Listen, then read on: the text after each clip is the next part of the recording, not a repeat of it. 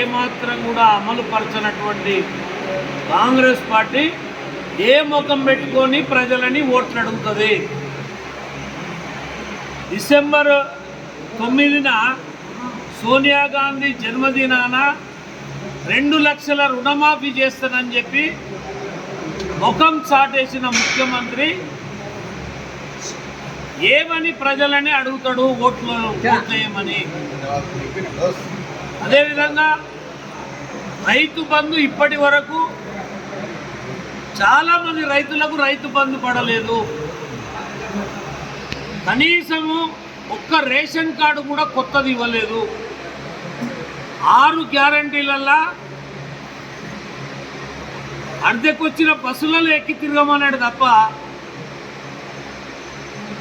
ఏ మాత్రం కూడా తన యొక్క రాష్ట్ర ప్రభుత్వ ఖజానా నుంచి ప్రజలకు ఒక్క రూపాయి కూడా అందించింది లేదు.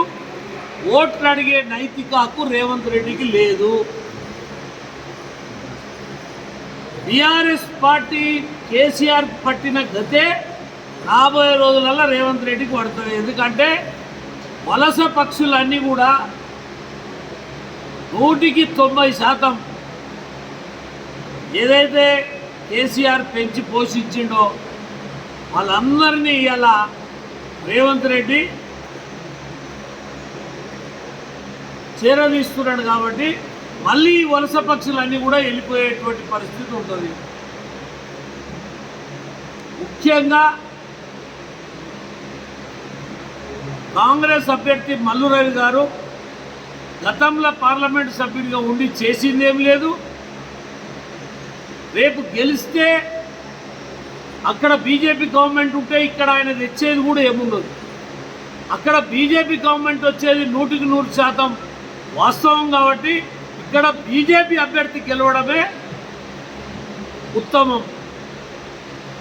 ఇంకా ఆర్ఎస్పీ ప్రవీణ్ కుమార్ గారు పూటకో పార్టీ, పూటకో సిద్ధాంతం. ఆయనకు సిద్ధాంతాల మీద విశ్వాసం లేదు, పదవుల మీద ఆకాంక్ష తప్ప ఆయనకు ప్రజల మీద కానీ సిద్ధాంతాల మీద కానీ ఏమాత్రం కూడా ప్రేమ లేదు. తను ఏ రకంగానైనా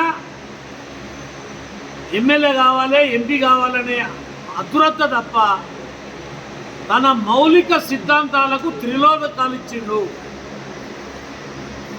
ప్రజలందరూ, నాయకులందరూ కేసీఆర్ని వదిలించుకుంటుంటే ప్రవీణ్ కుమార్ పట్టుకోవడంలో ఆంతర్యం ఏంటి?